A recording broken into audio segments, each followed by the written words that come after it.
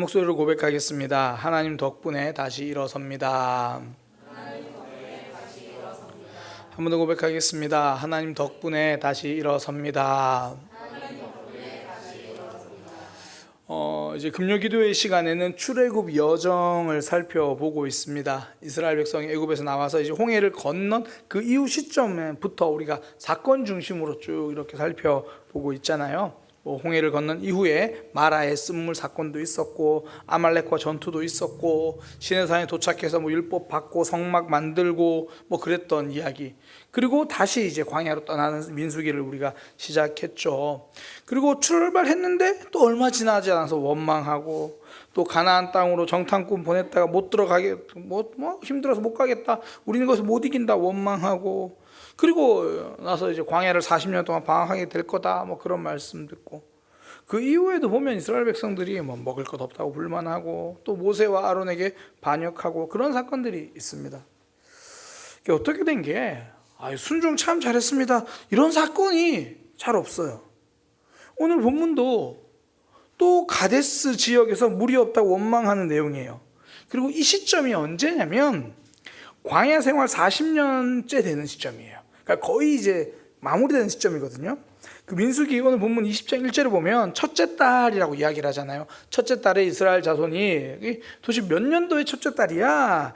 이게 40년째 되는 시점이에요. 어떻게 알 수 있냐면 이 해에 이제 아론이 죽거든요. 민수기 20장 26절을 보면 아론의 옷을 벗겨 그의 아들 엘레아살에게 입히라. 아론은 거기서 죽어 그 조상에게 돌아가리라. 이제 아론이 죽는 장면이 20장에서 나와요. 그리고 이 사건이 40년째 되는 해에 일어난 사건이라고 민수기 33장 38절에 말해줍니다. 이스라엘 자손이 애굽 땅에서 나온 지 40년째 5월 초하루에 제사장 아론이 여호와의 명령으로 호르 산에 올라가 거기서 죽었으니, 지금 우리가 민수기에서 사건 중심으로 살펴보는데 갑자기 중간에 이제 사건들이 쭉 사라지고, 그리고 나서 이제 한 40년쯤 되는 그 시점에 이야기를 해요. 굉장히 많이 압축했죠. 굉장히 많이 생략했습니다. 그러니까 성경은 모든 사건을 세세하게 말해주지 않는 것 같아요. 중간중간에 생략한 사건이 많아요. 그렇게 많이 생략하고 남긴 사건이 또 불순종한 이야기예요. 좋은 이야기가 그렇게 없었을까?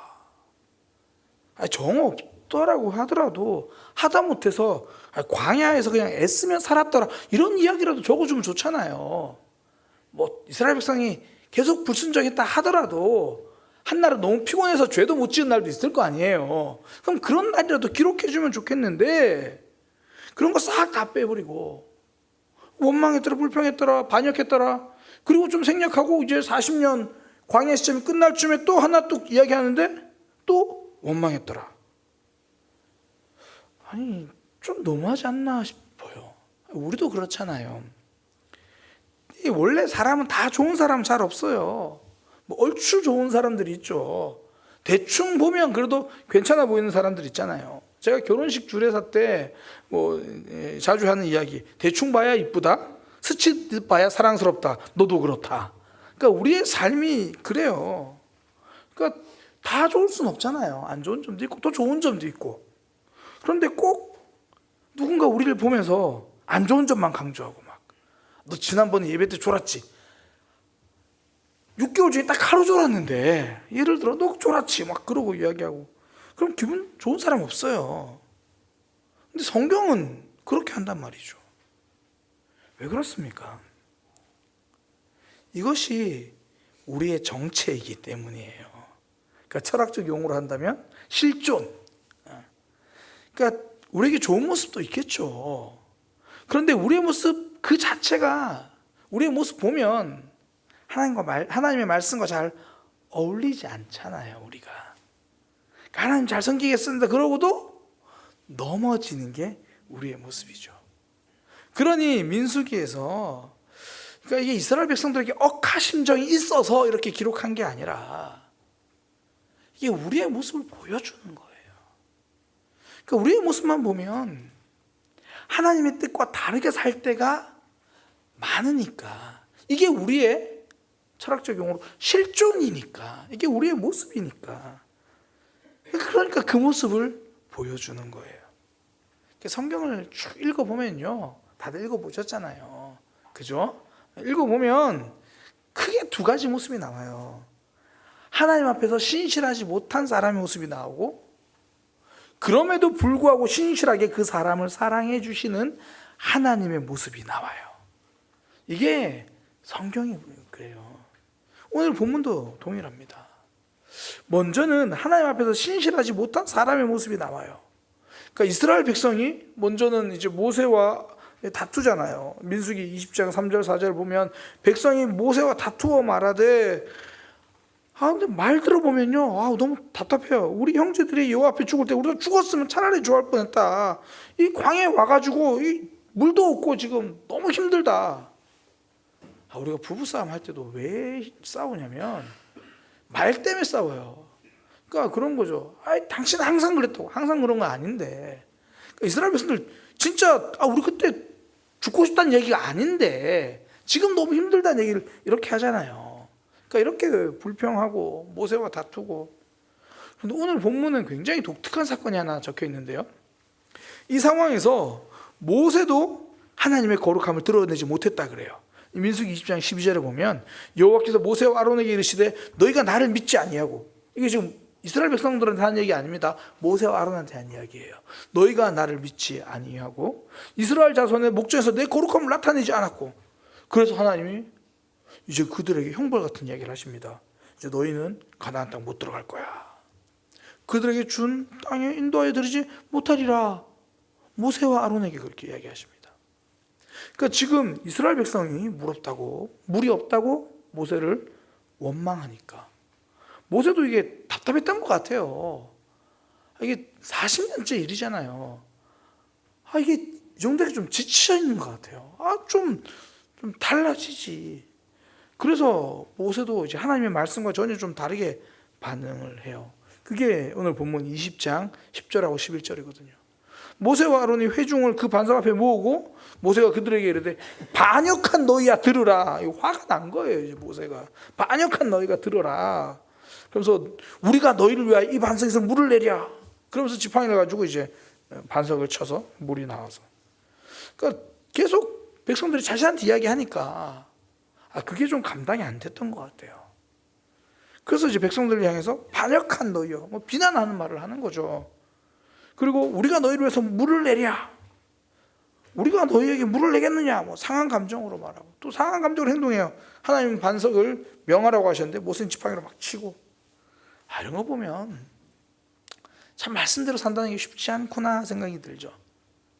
거룩하게 살아야 한다는 거, 하나님의 마음을 지킨다는 게 참 어렵구나. 그러니까 이스라엘 백성들의 모습을 본다면 사람 참 쉽게 안 바뀌는구나 느껴지죠. 40년 동안 계속 이러고 있으니까. 그러니까 우리도 이런 우리의 모습 보면서 고민이 많이 되잖아요. 아직도 아픔이고, 나는 왜 아직도 이러고 있나? 왜 나는 벌써 신앙생활 한 지 꽤 많이 지났는데 왜 여전히 이러고 있나? 또 한편으로는 모세와 아론의 모습 보면서 누구나 언제나 넘어질 수 있겠구나. 그걸 발견하는 거죠. 지금까지 잘했다고 해서 계속 잘할 수 있다고 장담하지 못하는구나. 이거 보여주는 거죠. 그런데 분명한 건요, 이렇게 좀 연약하구나, 사람 원래 그래라고 하면서 하나님은 괜찮아 그렇게 말하지 않으셨어요. 이게 참 마음 불편하죠. 성경은 사람의 연약함을 보여줍니다. 신실하지 못함이 막 드러나요. 성경에 보면 하나님도 우리의 그 연약함을 아세요. 그런데 그 연약함을 알고 이해하시는 것과 그 연약함을 용인하시는 것은 다르다는 거예요. 그걸 잘 보여주는 게 모세와 아론을 향한 하나님의 반응입니다. 앞서 말했던 20장 12절, 여호와께서 모세와 아론에게 이르시되 너희가 나를 믿지 않았다. 내 거룩함을 드러내지 않았다. 너희는 이제 가나안 땅 못 들어갈 거다. 이 이야기가 한 번의 실수로 모든 게 물거품이 될 거야, 그렇게 말씀하시는 게 아니고 넘어진 삶에 찾아오는 결과와 아픔이 있다라는 것을 말씀해 주시는 거죠. 우리의 삶으로 보면 잘 알 수 있잖아요. 하나님이 서로 사랑하라고 말씀해 주세요. 그런데 우리는 연약해서 넘어질 때가 있잖아요. 뭐 가정에서도 그렇고 뭐 직장에서도 관계에서도 사랑하라고 하셨는데 때로는 소중한 사람을 사랑하는 게 아니라 쥐잡듯이 사냥하는 경우도 있잖아요. 아, 왜 그랬어? 막 그러고 미안하다 그런데도 또 계속 그러고 막 연약함이죠. 부족함입니다. 어쩌면 완악함이라고 말할 수도 있죠. 그런데 막 우리가 사랑하는 소중한 사람들에게 사랑 못했다고 해서 갑자기 막 벼락이 떨어지고 막 집을 나섰는데 갑자기 뭐 넘어져서 다치고 꼭 그러지 않아요. 천둥벼락이 떨어지지 않아요. 그런데 그게 죄의 결과가 없는 게 아니죠. 그 다음 찾아오는 아픔을 피하지 못하죠. 집에서 그러고 나서 나도 아프고 너도 아프고 그러니까 넘어짐의 결과가 찾아오기 마련이죠. 사랑하지 못하는 우리의 연약함 하나님 아시지만 아우 사랑하지 못해도 아무 문제 없을 거야. 그렇지 않다라는 겁니다.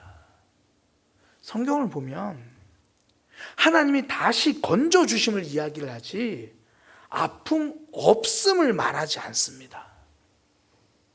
다윗이 밧세바를 범하고 나서 그때부터 다윗 집안의 아픔이 시작되잖아요. 하나님이 용서해 주셨지만 그 결과는 찾아오잖아요. 모세도 그 감정대로 했더니 결국 아픔이었습니다. 그래서 성도는 나의 신실함을 하나님이 이해해 주시지만 그 결과가 있다는 걸 아니까 감정대로가 아니라 말씀대로 살아가려고 하는 거죠. 성격대로가 아니라 성령대로 살려고 하는 겁니다. 감정은 상할 수 있죠. 아니, 누가 나보고 괜히 엄하게 이야기하면 힘들잖아요. 주로 운전하시는 분들 차량 운전해보면 알잖아요. 나는 열심히 기다려서 이 줄 있는데 사 와서 끼어들면 막 마음 상하고 그때 막 크랙션 울리고 싶고 감정은 상할 수 있어요. 그런데 그 결과 상한 감정 때문에 죄에는 넘어지지 않기 위해서 하나님을 붙드는 거잖아요. 우리가 너무나 잘 아는 에베소서 말씀이 그거잖아요. 분을 내어도 죄를 짓지 말고 해가 지도록 분을 품지 말고 마귀에게 틈을 주지 마라. 그러니까 분이 날 수도 있다고 성경은 말해줘요. 얼마나 감사해요. 이게 때로는 다른 사람 때문에 분이 나기도 하지만 또 내 모습 때문에 내 스스로 또 분이 나기도 하고 그럴 수는 있지만 죄를 짓지 마라. 마귀에게 틈을 주지 마라. 그러니까 성도는 마귀에게 틈을 주는 대신 하나님 앞에서 나의 틈을 보여드리는 거잖아요. 부족한 모습, 연약한 모습, 때론 너무 화가 나가지고 막 부들부들 떨면서도 하나님 앞에 나와가지고 하나님 너무 힘들어요 가지고 나오는 거죠. 그러니까 다윗이 밧세바에게 넘어지긴 했지만 사울 왕이 괴롭힐 때는 그래도 감정적으로 대응하진 않잖아요. 사실 이게 얼마나 답답하고 억울해요. 아니 골리앗 무찔렀더니 사위로 삼더니 그로부터는 계속 죽이려고 쫓아다녀요. 그 사울이 힘들어하니까 수금을 타주는데 그걸 창을 던져서 막 죽이려고 하고 이 정도면 감정적으로 대응할 수 있잖아요. 근데 그때는 감정적으로 대응하지 않아요. 심지어 부하들이 이제는 좀 죽입시다. 이건 하나님 주신 기회입니다. 그렇게 말해도 그때 그가 그러지 않을 수 있었던 이유가 하나님 앞으로 가져가잖아요. 시편 말씀 읽을 때마다 가끔씩은 이거 너무한 거 아니야? 라고 생각 들 때 있잖아요. 막 하나님 나를 괴롭힌 사람을 다 멸해 주시고 막 그의 자녀들은 막 입에 담기도 어려울 만큼 성경 말씀이지만 그 자녀들이 머리가 깨지게 해주시고 막 그런 이야기들 성경에 있어요.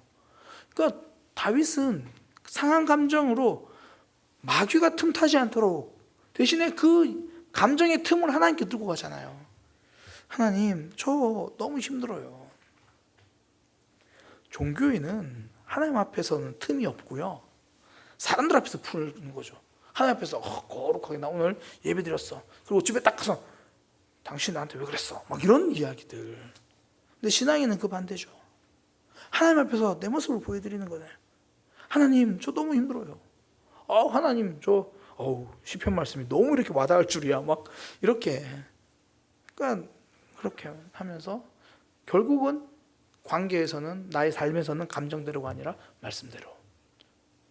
성격대로가 아니라 성경대로 그렇게 하는 거죠. 동양고전 논어에 보면 이런 이야기가 있어요. 불천노 불이과라는 말이 있습니다. 불천노, 노여움을 옮기지 않고 불이과, 같은 잘못을 두 번 반복하지 않는다. 이게 공자가 자신의 제자인 안회라는 사람을 평가하면서 한 말입니다. 한날은요, 이 왕이 공자에게 물어요. 당신의 제자 중에 가장 인격적인 사람이 누굽니까?를 그렇게 물은 게 아니라 당신의 제자 중에 배우기를 좋아하는 사람은 누구입니까? 이렇게 물어요. 그때 하는 말이 안회입니다.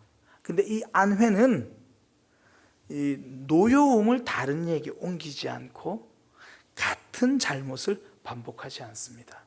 저는 이 두 가지가 다른 이야기라고 생각하지 않아요. 노여움을 옮기지 않는 게 감정이 상할 수는 있는데 그것을 죄로 만들지 않는, 그러지 않는, 잘못을 반복하지 않는다. 화가 나는 건 어쩔 수 없을 때가 있잖아요. 근데 그 화를 다른 사람에게 옮기고 말고는 내가 선택할 수 있죠. 그러니까 안회의 모습들. 우리가 왜 코로나 때 많이 그랬죠. 세균하고 바이러스 전염시키지 않기 위해서 외출하고 나면 손 씻고 막 마스크 쓰고, 어쩌면 우리의 삶에서 손보다 먼저 씻어야 할 게 이런 마음인 것 같아요. 상한 감정이 내 옆 사람에게까지 옮겨지지 않도록, 전염되지 않도록, 부정적인 감정이 소중한 사람에게 전염되지 않도록, 이걸로 에탄올로 소독하는 게 아니라 말씀으로 소독하고, 하나님 앞에 가서 기도하면서 그걸 좀 씻어내고, 금요 기도회가 그런 시간이 되는 거잖아요. 찬양하고 기도하고 그러면서 하나님 앞에 내 틈을 보여드리고 그렇게 가는 거죠. 우리 모두는 부족합니다. 신실하지 못하죠. 못할 때도 많은 게 아니라 정말 아주 가끔 신실할 때가 있을 뿐이죠. 그런데 성경은 이 모습을 괜찮다고 말하지 않습니다. 마음을 지키라고 하시죠. 이게 마음속에 담아두라는 게 아니라 하나님 앞에 풀어놓는 거예요. 하나님 앞에 틈을 보이고 연약함을 보이고, 그때 하나님이 우리 속에서 일하시는 거죠. 그래서 성경은 항상 이 사람의 감정적인 모습과 그런 죄의 모습을 성령과 대조해요. 우리 안에 계신 성령 하나님으로 승리할 수 있다는 거예요. 하나님은 신실하지 못함을, 우리가 신실하지 못함을 아십니다. 그래서 성령 하나님 붙들고 승리하라고 말씀하시는 거죠. 여전히 우린 연약합니다. 그런 성령 하나님 여전히 우리를 도우시는 거예요. 그러니 감정대로가 아니라 말씀대로, 성격대로가 아니라 성령대로 나의 감정을 하나님 앞에 풀고 주님 앞에 나아가는 그런 모습 되기를 소망합니다. 그러니까 우리는 신실하지 못한다는 거예요. 또 하나 오늘 본문에서 우리가 깨닫는 게 뭐냐면 하나님은 신실하심이에요. 사람은 신실하지 못하거든요. 그러니까 하나님 앞에 털어놓기보다 때로는 막 사람에게 폭발시키고 막 아픔을 키울 때가 있어요. 오늘 본문에 이 이스라엘 백성들처럼 또 모세와 아론처럼 죄의 모습으로 반응할 때가 있죠. 그럼 하나님이 야 너는 안 되겠다. 야 너는 그렇게 죄로 반응하니까 야 넌 너한테 아무것도 안 해줘. 그게 아니라 하나님은 그래도 물을 주세요. 오늘 본문에 보니까 모세가 그렇게 지팡이로 쳐도 거기서 물이 나와요. 이게 우리 하나님의 신실하심입니다. 사람의 잘못에 그 결과를 맡겨놓지 않는다는 거예요. 가끔씩 성도님들랑 대화하다 보면 이 자녀 교육에 대한 고민들이 참 많아요. 내가 부족해서, 내가 연약해서, 우리 아이들의 신앙생활이, 우리 아이들의 삶이. 걱정하지 마세요. 물론 그 결과 때문에 아픔이 있을 수도 있고 상처가 있을 수도 있지만 우리 하나님은 우리 손에 맡겨놓지 않으십니다. 관계에서도 마찬가지예요. 삶에서도 마찬가지예요. 이거 어떡하지? 우리는 때로는 화가 나서 지팡이로 돌을 쳤는데 하나님은 거기서도 물을 나오게 하세요. 오늘 본문 13절 끝에 보면 이렇게 이야기합니다. 이스라엘 자손이 여호와와 다투었으므로 그 이름을 무리바라고 하는데, 그러니까 다투다는 의미거든요. 하나님과 다투었다 이러면 그 다음부터 부정적으로 나와야 되는데 여호와께서 그들 중에 그 거룩함을 나타내셨대요. 우리가 앞서 봤던 12절을 보면 모세는 그 거룩함을 드러내지 못했대요. 그런데 하나님은 그 거룩함을 나타내세요. 그러니까 거룩하다 그러면 뭐 구별됨, 그러니까 질서 뭐 그런 거거든요. 모세의 감정은 혼돈이에요 지금. 거룩함을 드러내지 못해요. 구별되지 못해요. 그러나 하나님은 그들과 구별됨을 보여주십니다. 신실하지 못한 이들에게 신실함을 보여주시는 거예요. 예수 그리스도의 십자가가 이거잖아요. 신실하지 못한 이들에게 신실한 사랑을 보여주는 것. 십자가 밑에서 그들 예수님을 조롱하고 십자가에 못 박는 이들을 향하여 여전히 하나님의 그 신실함을 보여주시면서 아버지 저들의 죄를 용서하여 주소서. 저들은 저들이 하는 일을 알지 못합니다. 아우 하나님 제가 참다 이건 안 될 것 같아요. 지금 제가 딴 사람을 용서하지 십자가에서 지금 밑에 보이는 쟤네들 알죠? 쟤네들한테는 앞으로 비도 내리지 말고 쟤네들은 앞으로 소산이 다 망하게 하고 그러지 않아요. 신실하지 못한 이들에게도 여전히 비를 내려주시고 물을 내주신 하나님. 성경에 이야기하자면 악인에게도 비를 내려주신다. 넘어진 우리에게도 다시 손 내밀어 주시는 것. 이게 하나님의 신실함이에요. 그러니 그 하나님 덕분에 우리는 다시 일어서는 거죠. 우리 마음은 그래요. 모세와 아론이 막 지팡이로 바위를 치고 야 우리가 너희를 위해서 물을 내랴 막 그러면 야 그 모습 때문이라도 물을 안 줄 것 같아요. 하나님도 명분이라는 게 있으시잖아요. 야 모세가 저렇게 제대로 되지 않은 모습으로 했는데 내가 물을 주면 이스라엘 백성들이 하나님을 오해할 수도 있고 모세가 앞으로도 버릇없이 저럴 수도 있으니까 하나님 입장에서 물을 안 내실 만한 명분도 충분해요. 엄격하게 막 너는 내 앞에서 지도자니까 이스라엘 백성 대표니까 내가 너를 또 엄격하게 정신 차릴 때까지 밥도 안 주고 막 물도 안 주고. 우리는 그럴 것 같은데 아니 세상은 그러고 있는데 하나님은 아니죠. 물을 주십니다. 백성들이 원망한다고 끊으시는 분이 아니라는 거예요. 원망하는 그들에게 주십니다. 이런 하나님의 사랑이 정말 잘 드러나 있는 게 예레미야서예요. 예레미야서의 내용만 보면 다 멸망 같아요. 너 심판이다. 이제 바벨론이 망했다. 막 이스라엘 백성들은 아니야 우리 어떻게 하면 바벨론 물리칠까 막 그러고 있는데 하나님의 선지자란 예레미야는 성전 앞에 서가지고 야 이 성전 무너질 거다. 이제 우리 하나님 앞에 다 망했다. 너희 죄가 너무 크다 이러면 하나님이 심판하시는 하나님 같아요. 근데 예레미야가 이렇게 말합니다. 그런데 70년 후에 회복될 거다. 하나님은 멸망한 모습 그대로 내버려 두지 않는다. 너희는 신실하지 못해서 마지막까지도 하나님의 말씀을 듣지 않지만 하나님은 그런 너희를, 그런 이스라엘을, 그런 저와 여러분을 70년 후에 회복시켜 주실 거다. 앞서 말씀드린 것처럼 악인과 의인에게 동일하게 비를 내려주신 하나님, 이스라엘 백성들에게 다시 돌아와서 하나님을 예배하고 찬양하게 하신 하나님. 우리가 그렇잖아요. 한 주간 삶을 돌아보면 오늘 하나님 앞에 떳떳하게 나오신 분도 있겠지만 하나님 앞에 얼굴이 뜨뜻해져가지고 나오시는 분도 있잖아요. 부끄러워서, 연약해서. 그러나 오늘 우리가 하나님 앞에 기도하면 하나님 또 받아주시잖아요. 악인과 의인에게 동일하게 비를 내려주신, 이게 단순히 구름에서 내리는 비만 말하는 게 아니잖아요. 우리에게 주신 하나님의 은혜죠. 가끔씩 세상 사람들 이렇게 물어요. 왜 악인을 그대로 두시나요? 전 그런 얘기를 할 때마다 청년들이나 청소년들, 친한 사람들에게 이렇게 말해요. 그래서 네가 살아있는 거야. 왜 악인을 그래서 내버려 두시나요? 그래서 살아있는 게 우리입니다. 그래서 하나님의 신실하심을 깨달으면 너를 보던 삶이 나를 보는 신앙이 되죠. 이게 1만 달란트 빚진 자의 비유잖아요. 그 하나님의 신실하심, 그 왕의 신실 앞에 서니까 이제 너를 보던 신앙 말고 나를 보는 신앙으로 살아라. 1만 달란트 빚진 자도 결국 다시 기회 주심이잖아요. 손 내밀어 주심. 이게 하나님의 신실하심이에요. 말씀은 다시 기회 주심입니다. 손 내밀어 주심. 하나님의 손 내밀어 주심. 하나님은 손 내밀어 주시는 신실함이고요. 우리 입장에서는 돌이킴이죠.